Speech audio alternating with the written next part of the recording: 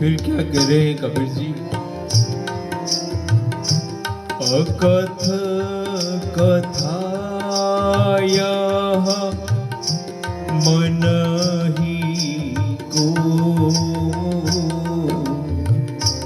कहे कबीर समुझाय।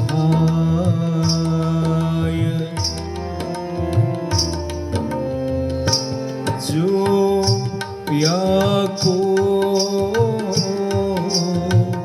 समझा परे ताकू कालन खाय। जो या को समझा परे ताकू